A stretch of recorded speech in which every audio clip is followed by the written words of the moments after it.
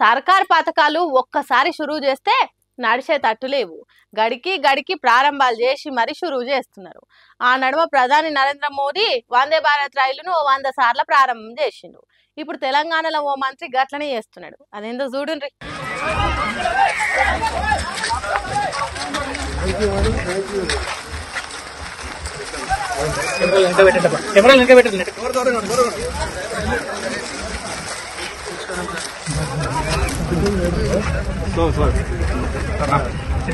శారణ షాయికి బారణ bus కిరాయి అన్నట్టే ఉన్నదట మంత్రి కోమటిరెడ్డి వెంకటరెడ్డి ముచ్చట. చూడుండ్రి, గాలి మోటార్ వేసుకొని నల్గొండ జిల్లాల, యాదాద్రి భువనగిరి జిల్లాల సన్నబియ్యం ఇచ్చే కార్యానికి తిరుగుతున్నాడు. పోయింది కోటాను కోట్ల ప్రాజెక్టుల ప్రారంభం చేసేటానికి కాదు, లేకుంటే మంత్రి గారు పోకుంటే నడవని పని కాదు. ఉత్త సన్నబియ్యం పథకం షురూ చేసేటానికి తిరుగుతున్నాడు. అది కూడా ఉగాది నాడు మంత్రులంతా కలిసి పెద్ద సభ పెట్టి మొదలు పెట్టిండ్రు. దాంట్లో మంత్రి కోమటిరెడ్డి వెంకటరెడ్డి కూడా ఉన్నాడు. అయినా గాలి మోటార్ వేసుకొని పాత నల్గొండ జిల్లాలో తిరుగుతున్నాడట. గాలి మోటార్ల తిరుగుడంటే చిన్న ముచ్చట, లక్షలనే ఉంటది ఖర్చు. ఆ పైసలు పెడితే బీద సాదలకు ఇంకో 5 కిలోల బియ్యం ఎక్కువయొచ్చు. రేవంత్ రెడ్డి అధికారంలోకి ఎక్కినప్పుడు మేం వృధా ఖర్చులు పెట్టాం, రాష్ట్రాన్ని అప్పులపాలు చెయ్యం అని చెప్పిండు. మరి ఇప్పుడు ఇదేంది? ఇది వృధా ఖర్చు కాదా? ఓ మంత్రి హెలికాప్టర్ ఎక్కి తిరుగుతున్నాడని నేను కూడా ఎక్కి తిరుగుతా అని ఒప్పించి మరీ ఇగో గిట్లా తిరుగుతున్నాడట. సర్కార్ సొమ్మంటే వీళ్ళకి లెక్కలేదు, ఉత్తగా నీళ్ల తిరగగార్సు పెడుతున్నారు. మంత్రులు పోయి షురూ చేయకుంటే సన్న బియ్యం తీసుకోమంటున్నారా తెలంగాణ పబ్లిక్? లేకుంటే డీలర్ షాప్లకు కొత్తోళ్ళు వచ్చిండ్రా, వాళ్ళకు బియ్యం ఎట్లు ఇయ్యాలి అని నేర్పతానికి పోతున్నారా? ఎందుకు ఇట్లా విచ్చలవిడిగా పైసలు ఖర్చు చేస్తున్నారు అని అంటున్నారు తెలంగాణ పబ్లిక్. ఇది చూసినాక పర్యావరణం మీద ప్రపంచ దేశాలు ఒప్పందాల మీద ఒప్పందాలు చేసుకున్నాయి.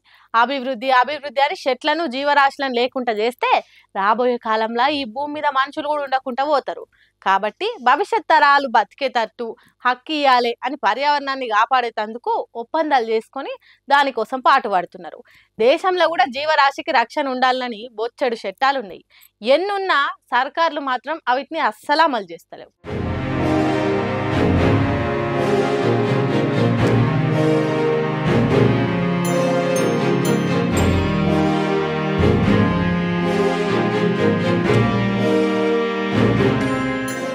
నోరులేని జీవాలను ఎట్లెల్లగొడుతున్నారో చూసిండ్రా? బుల్డోజర్ తొండాల కింద నలిగిపోతున్నాయి వాటి బతుకులు.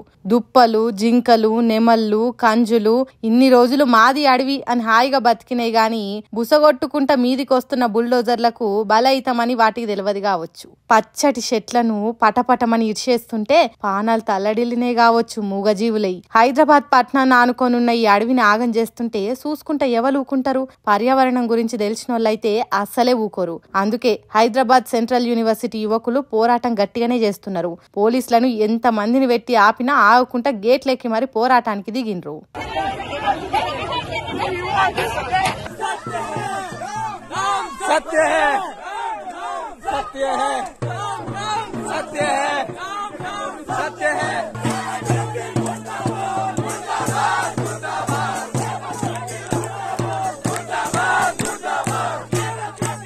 ఓ ఇట్లా పెద్ద కొట్లాటే చేస్తున్నారు పిల్లలు. సర్కారు మనం కూస్తున్న కొమ్మను నరుకుతున్నది, చెట్లకు జీవులకు మనుగడ లేకుండా చేస్తున్నది అని పొట్టు పొట్టు కొట్లాట చేస్తున్నారు. కొవ్వొత్తుల ర్యాలీలు, దిష్టి బొమ్మల ఊరేగింపులు, బుల్డోజర్ల కాడికి పోయి అడ్డుకునుడు, ఎన్ని తీర్ల పోరాటం చేయాలనో అన్ని తీర్ల చేస్తున్నారు. సర్కారు మాత్రం ఎక్కడికక్కడ పోలీసులను పెట్టి పచ్చటి భూములల్లా పాషాణం చేస్తున్నది. ఇగో గీడ చూడుండ్రి, కేటీఆర్ ఇంటికాడ ఎంతమంది పోలీసులను పెట్టిందో సర్కారు.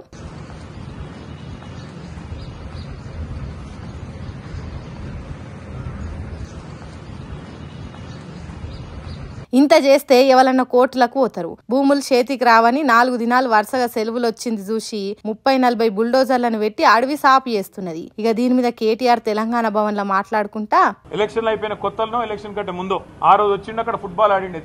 హెచ్సియూకి వచ్చిండు, ఫుట్బాల్ ఆడిండు. అప్పుడే కన్ను పడ్డది భూముల మీద. ఇప్పుడు పిల్లల్ని ఫుట్బాల్ ఆడుతా ఉన్నాడు. లెక్క చేయట్లేదు. డబ్బుల కోసం, మా కమిషన్ల కోసం ఏదైనా సరే, పిల్లలు చచ్చినా సరే, ఏదేమైనా సరే, కానీ నేను వదిలిపెట్టను అన్నట్టుగా రేవంత్ రెడ్డి వ్యవహారం ఉన్నది. మరి నేను అడుగుతున్నా, మీకు బాధ్యత లేదా? రాహుల్ గాంధీ గారు, మీ ముఖ్యమంత్రి నియంత్రించాల్సిన బాధ్యత, ప్రజాస్వామికంగా ఉండాల్సిన బాధ్యత, ప్రజా పాలన అన్నప్పుడు అందులో కొద్దిగా ప్రజాస్వామిక స్ఫూర్తి ఉండాలనే ఇంగితం మీకు లేదా? ఇక్కడ నెమళ్ళ రోదన్లు, అక్కడ జింకలు పరిగెడుతున్న విధానం ఏం కనబడతలేదా మీకు? ధ్వంసం కాబోతున్న చెరువులు కనబడతలేవా? దెబ్బతినబోతున్న పర్యావరణం కనబడతలేదా? ఇటు కోర్టులకు దొరకకుండా సెలవు రోజులల్లా అడవిని ఆగం చేస్తున్నాడు. విద్యార్థులు పోరాటం చేసినా పోలీసులను వెట్టిచ్చి కొడుతున్నాడు. ప్రతిపక్షాలు అడిగితే హౌస్ అరెస్ట్లు చేస్తున్నాడు. అడవి జీవులు మొత్తుకుంటే లెక్క చేస్తలేడు. వీళ్ళెవరు చెప్పినా ఇంటలేరు. మీ రేవంత్ రెడ్డికి కనీసం మీరన్నా చెప్పరా మీ ముఖ్యమంత్రికి అన్నట్టు రాహుల్ గాంధీని కోరుతున్నాడు. ఇక ఇదే ముచ్చట మీద బీజేపీ పార్టీలు మాట్లాడుకుంటా పదవి కాపాడుకోవడం కోసం మీ రోబోట్ని సోనియా గాంధీ, ప్రియాంక గాంధీ మెప్పు కోసం 40,000 కోట్ల విలువ చేసే ఈ భూములు వారి బినామీలకు 20,000 కోట్లకు అమ్మడానికి మీరు చేస్తున్న మాట ఇది వాస్తవం కాదని అడుగుతున్నా. ఇవాళ రేవంత్ రెడ్డి సర్కార్ 400 ఎకరాలలో అక్కడున్న జింకలను చంపి, అక్కడున్న నెమళ్లను చంపి, అక్కడున్న మెడిసినల్ ప్లాంట్స్ అని కూడా పీకేసి ఇవాళ కాంక్రీట్ జంగల్ లాగా చేసే ప్రయత్నం చేస్తా ఉంది. ఈయన పెద్ద రియల్ ఎస్టేట్ ముఖ్యమంత్రి అయినా ఈ డజన్ నో ఎనీథింగ్. ఇలా రాహుల్ గాంధీకి చెప్తా ఉన్నా, నీకు కమిషన్ లేకపోతే ఇది అమ్ముకుని 40,000 కోట్లు ఏదైతే వస్తాయో అందులో నీకు పర్సంటేజ్ లేకపోతే నువ్వు ఇమీడియట్ గా రేవంత్ రెడ్డిని ఆపమను. ఇలా నీ కమిషన్ల కోసం, నీ పర్సంటేజ్ల కోసం రేవంత్ రెడ్డి ఏ ప్యాకేజీకి అయితే ముఖ్యమంత్రి పదవి ఇచ్చినో దాని పైసల కోసం రియల్ ఎస్టేట్ వ్యాపారంలో భాగస్వామ్యమే రాహుల్ గాంధీ. ముఖ్యమంత్రి పదవి పోకుండా ఉండేతానికి సోనియా గాంధీ మెప్పు పొందేతానికి ఆమె అల్లునికి భూములు ఇచ్చే ఉపాయమేనటిది. అయితే ఇంత పెద్ద అడవిని నామరూపాలు లేకుండా చేస్తున్న దాని మీద ఎంపీ శ్యామల కిరణ్ కుమార్ రెడ్డి మాట్లాడుకుంటా ఏమన్నాడు ఈనుండ్రి. ఈ 19 సంవత్సరాల ఆ భూమి మీద కోర్టు కేసు ఉండడం వల్ల చెట్లు పెరగడం జరిగింది. చెట్లు పెరగడం తోటి ఈ రోజు దాన్ని ఫారెస్ట్ ల్యాండ్ కింద చిత్రీకరించే ప్రయత్నం చేస్తూ, రాజకీయం చేసే ప్రయత్నం చేస్తూ ఈ రెండు పార్టీలు. ఆగో అట్లా చెట్లు పెరిగి అడవి తిరిగైందట.